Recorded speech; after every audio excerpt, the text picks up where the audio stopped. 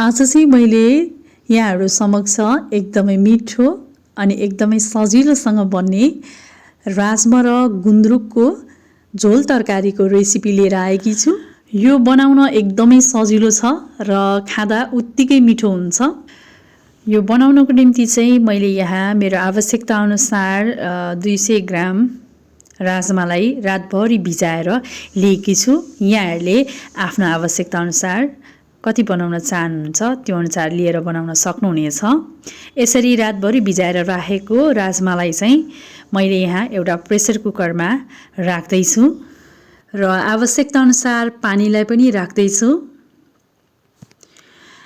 यसपछि नुन र बेसारलाई पनि मैले यहाँ राखेको छु र पानी चाहिँ अलिकति कम भएको जस्तो लागेको भएर मैले यहाँ अलिकति थपेको छु र यसपछि मैले यो प्रेसर कुकरको बिर्को लगाएर यसलाई म हिट अन गरेर ग्यासमा बसाल्दैछु। अब मैले यसलाई सुरुमा हाई फ्लेममा राखेर एक सिटी लगाउँदैछु र सुरुको एक सिटी लागिसकेको पनि छ, यहाँले देख्न सक्नुहुनेछ। यो सुरुको सिटी लागिसकेपछि चाहिँ मैले ग्यासको फ्लेमलाई मिडियममा राखेको छु र मिडियम हिटमा राखेर यसलाई मैले 5-6 सिटी लगाएकी छु। छैठौं पटक सिटी लागिसकेपछि चाहिँ मैले यहाँ हिट अफ गरिसकेको छु र यो प्रेसर कुकरको प्रेसर चाहिँ आफै रिलिज हुन दिएकी छु र त्यसपछि हेर्दैछु राजमामा चाहिँ हल्का क्र्याक आएको छ। यसको मतलब यो राम्रोसँग पाकिसकेको छ। एकदमै याद गर्नुपर्ने कुरा चाहिँ राजमालाई धेरै गलाएर यसको दाल नै हुने गरेर चाहिँ पकाउनु हुँदैन। यो स्टेजमा यसरी हेर्दाखेरि हल्का क्र्याक देखेको छ र यसरी स्पुनले यसरी म्यास गर्दाखेरि राम्रोसँग यसरी म्यास भएको छ भने चाहिँ यो राजमा एकदमै राम्रोसँग पाकेको छ। हामीलाई यस्तै टेक्सचर चाहिन्छ। मैले यो राजमा चाहिँ 50% चाहिँ मैले यसरी यहाँ निकाल्दैछु र यो किन निकालेको छु भन्ने कुरा पनि यहाँलाई म अगाडि बताउने छु र आधी चाहिँ मैले यो प्रेसर कुकरमै राखेको छु र अब मैले यो कुकरलाई चाहिँ फेरि हिट अन गरेर ग्यासमा बसालिसकेको छु र मैले गुन्द्रुकलाई यहाँ भिजाएर लिएकी छु। अब यो गुन्द्रुकबाट पानी राम्रोसँग हटाएर मैले यहाँ लिइसकेकी छु र अब चाहिँ मैले यहाँनिर राजमालाई राम्रोसँग म्यास गर्दैछु। यहाँले देख्न सक्नुहुनेछ मैले चाहिँ यसरी यो डाडुको मद्दतले राजमालाई मैले यसरी म्यास गर्दैछु। राजमा राम्रोसँग पाकेको हुनाले यो सजिलैसँग यसरी म्यास हुन्छ। अहिलेसम्म हेर्दाखेरि चाहिँ यो राजमा करीमा चाहिँ एकदम पानी पानी मात्रै देखिरहेको छ। त्यही भएर चाहिँ हामीले यसलाई राजमालाई राम्रोसँग म्यास गरेर यसको कन्सिस्टेन्सी चाहिँ पहिला मिलाउनु पर्ने हुन्छ। अब मैले यसमा अघि भिजाएर तयार गरेको गुन्द्रुकलाई राखेर एकपटक राम्रोसँग चलाउँदैछु।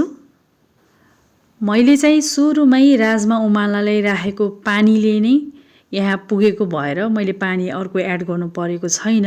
यदि यहाँहरूले राख्नुभएको पानी चाहिँ कम छ भने चाहिँ यो स्टेजमा एड गर्न पनि सक्नुहुनेछ। अबको क्रममा चाहिँ जुन अघि 50% जति चाहिँ राजमा निकालेर राखेको थिएँ त्यसलाई राख्ने बेला भइसकेको छ। मैले यसमा राखिसकेको छु र यो राजमालाई राखेर एकपटक मैले राम्रोसँग चलाउँदैछु र अब चाहिँ एकैछिन 1-2 मिनटको लागि मैले मिडियम हिटमा यसलाई छोपेर पकाउँदैछु। यहाँहरूले देख्न सक्नुहुनेछ अब चाहिँ यसको कन्सिस्टेन्सी चाहिँ एकदमै राम्रो भइसकेको छ र हाम्रो यो गुन्द्रुक र राजमा करी पाकिसकेको छ। मैले यसलाई निकालिसकेको छु र एउटा बाउलमा मैले ट्रान्सफर पनि गरिसकेको छु। अब सुरुमै राजमा चाहिँ त्यसरी 50% निकाल्नुको कारण पक्कै पनि यहाँहरूले बुझिसक्नुभयो होला। जुन प्रेसर कुकरमा राखेको राजमालाई राम्रोसँग म्यास गरिसकेपछि चाहिँ त्यसको कन्सिस्टेन्सी चाहिँ बाक्लो हुन्छ र राजमालाई चाहिँ अलिकति छुटाएर पछि एड गर्दाखेरि चाहिँ हामीले खाँदाखेरि राजमाको बाइट आउँदाखेरि चाहिँ एकदमै मिठो हुन्छ।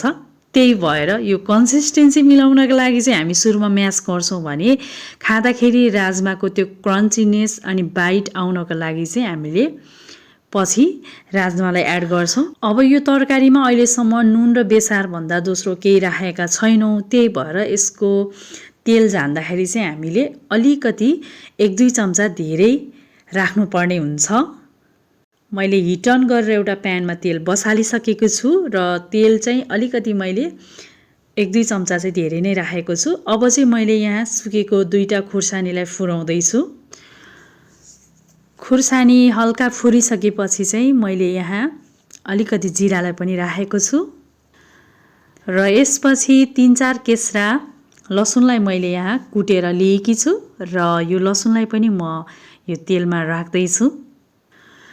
लसुन पनि अलिकति 1-2 केस्रा धेरै नै कुटेर राख्दाखेरि चाहिँ एकदमै मिठो फ्लेभर आउँछ, किनभने यो तरकारीमा मेन फ्लेभर आउने नै यही तेल झानेर नै हो, किनभने हामीले तरकारीमा नुन बाहेक अरू केही पनि राखेका छैनौँ। यो मिडियम हिटमा राम्रोसँग बिस्तारी गोल्डन ब्राउन कलर आउन्जेलसम्म चाहिँ यसलाई फ्राई गर्नुपर्ने हुन्छ।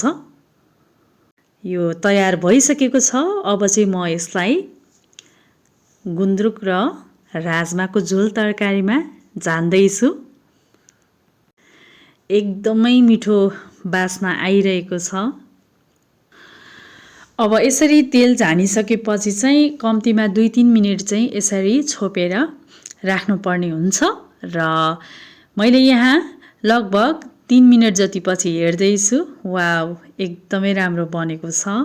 यहाँले देख्न सक्नुहुनेछ यो बनाउन कति सजिलो छ, कति सिम्पल छ, सरल छ। यो चिसो मौसममा यसलाई यत्तिकै सुपको रूपमा पनि मजाले सर्भ गर्न सकिन्छ र यसलाई तरकारीको रूपमा भातसँग सर्भ गर्न पनि सकिन्छ। एकदमै मिठो हुन्छ। यदि यहाँहरूले यसरी नै गुन्द्रुक र राजमाको झोल तरकारी बनाएर खानुभएको छ भने पक्कै पनि यहाँहरूलाई यसको स्वाद थाहा छ, एकदमै मिठो हुन्छ भनेर। तर यदि बनाउनु भएको छैन भने चाहिँ यसरी नै बनाएर खानुहोला, यहाँहरूलाई पनि एकदमै मन पर्नेछ। यदि तपाईहरुलाई मेरो आजको यो रेसिपी मन परेको छ भने कृपया मेरो च्यानललाई लाइक, शेयर अनि सब्स्क्राइब गरेर मलाई सपोर्ट गरिदिनु होला। यतिन्जेलसम्म मेरो आजको यो रेसिपी हेर्नुहुने यहाँहरू सम्पूर्णलाई धेरै धेरै धन्यवाद।